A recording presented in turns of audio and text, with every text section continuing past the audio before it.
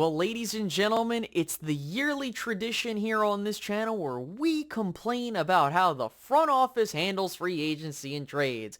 Oh, there's only so much pie to go around. You know, we love those value pickups. We have to pay our own. At the end of the day, there's only so much pie to go around. I am done with the crap, Stephen Jones. I have said this year in and year out. I'm not going to yell. I'm not going to scream. I'm just going to tell you here. You cannot do what you did last year. What you did last year is the reason you got bounced in the postseason this year. You went cheap at wide receiver in the sense of you letting go of Amari Cooper and thinking that you had all the replacements on roster, but you didn't. You didn't go out and get a viable set of options at linebacker, legitimate. Or, maybe do you go get another running back? Or do you add this?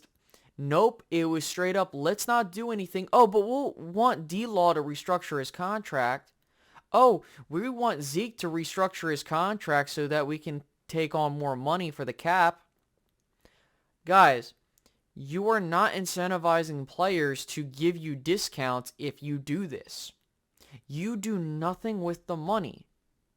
Remember, hey, D-Law gave up all that money on the books as a kind gesture to remain a Cowboy for life when we were originally going to cut him. Because of cap constraints. And did you do anything with the money? No, you didn't. You just acted like, oh, well, there's only so much pie to go around. The QB contract, this. No. Guys, don't let the Joneses fool you. And I'm not saying this to defend anybody on the team. I want you to really look at it. Because ultimately, what have the Dallas Cowboys done, particularly their front office, that shows you that they're going to do anything with the money that they get, whether to sign new players, sign their players, whatever. They haven't. There's no way I should be giving up my percentage of the money that I'm getting paid from the team for them not to do anything. If I was a player, why would I do that? Why would I open up cap space if you're not going to do anything? Just to sit on your ass and act like you did a good job by signing bargain basement guys. It doesn't make any sense, guys. Oh, but Space Cowboy Jerry, overspending isn't good either. At least you got players so that when you went into the draft, you didn't force your hand at certain positions. Didn't really think about that, did you? And honestly, the Cowboys being aggressive and adding pieces in free agency actually helped their team more than it hurt it. I'm just being real with you guys. The fact of the matter is the Dallas Cowboys doing this, we're going to just sit on our hands, we're going to pay our own, we're going to go cheap in free agency. It doesn't work.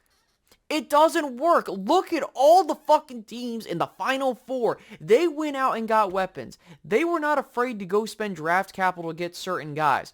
They went out and got players and loaded up their teams when they couldn't just have sat back and been like, nah, we're good. They got better. Why do you think Philadelphia is on the precipice of going to the Super Bowl again? Why do you think that the 49ers are in it? Why do you think that all these teams are in it? It's because your front office is not like theirs. I'm not saying you have to trade every single asset you have for players, but you need to know when to cash your check when it's ready to go. The Cowboys for the last 2 seasons have had an wide open, by the way, Super Bowl window. And you have failed to capitalize on it. If I have to hear Stephen Jones talk about cap, pie, bullshit, I'm not dealing with it. And I know it's going to happen, so I'm not getting my hopes up. Neither should you. But I'm telling you right now, you going cheap solves nothing. All you're doing is setting up your players for failure. You're setting up your coaches for failure, and you look none the wiser. It's just the proof in the pudding, guys. How am I supposed to blame the coaching staff when they don't have the players to work with?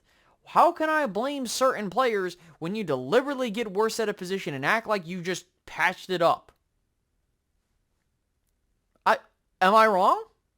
Are we seriously going to go around and say everybody's to blame aside from Stephen Jones and Jerry? Because everybody else is doing that. Oh, it's Dak's fault. Oh, it's Mike McCarthy's fault. It's Kellen's fault. I'm not saying those guys have no fault in what happened on the football field, but guys, we need to call a spade a spade. It ultimately starts with your GM and your front office. If they can't build your team right, then your team ain't going anywhere. So that's what I'm going to tell you right now. The Dallas Cowboys can't go cheap this year. They will continue to go cheap, and it's going to kill the team.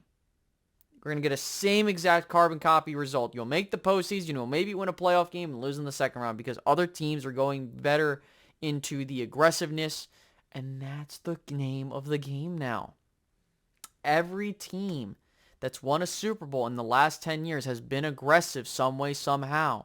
The Cowboys have not done that. Oh, we want to be the Patriots. And you're not doing that bullshit. Cut the fucking shit. Go spend money and do it wisely. We don't have cap space. You can make cap space. Stop lying.